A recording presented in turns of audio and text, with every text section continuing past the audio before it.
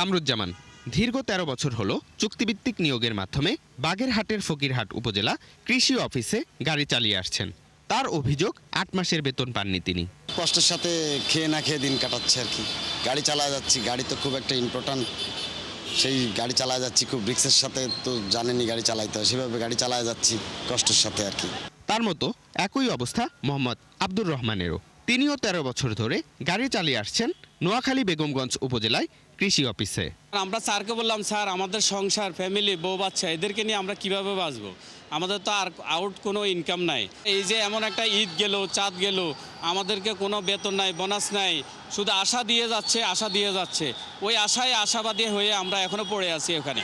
বাংলাদেশ কৃষি সম্প্রসারণ অধিদপ্তরের আওতায় উপজেলা পর্যায়ে কর্মরত আউটসোর্সিং ভিত্তিক এমন গাড়ি চালকের সংখ্যা ২৫৭ জন। দীর্ঘদিন আমাদের বকেয়া বেতন, কারো ৮ মাস, কারো ১০ মাস, কারো আরও অনেক বেশি। ২০২৫-এর নীতিমালায় আমাদেরকে অন্তর্ভুক্ত করার কথা থাকলেও এখনো পর্যন্ত আমরা অনিশ্চয়তায় ভুগতেছি। আমাদের একটাই দাবি, আমরা যেন পরিবার পরিজন নিয়ে চলতে পারি, আমাদের চাকরি যেন নিশ্চয়তা হয়।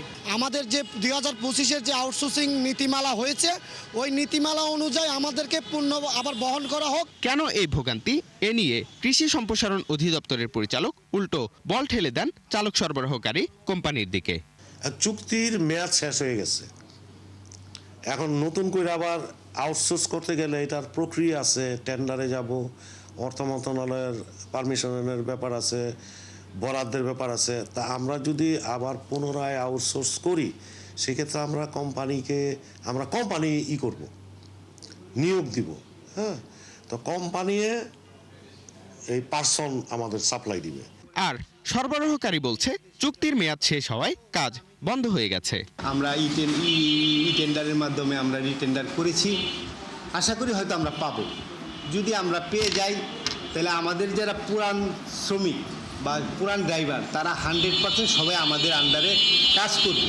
বিভিন্ন সরকারি অফিসে আউটসোর্সিং ভিত্তিক কর্মচারী কাজ করছে প্রায় ৬ লাখের মতো। মামুন হুসাইন, ৭১, ঢাকা।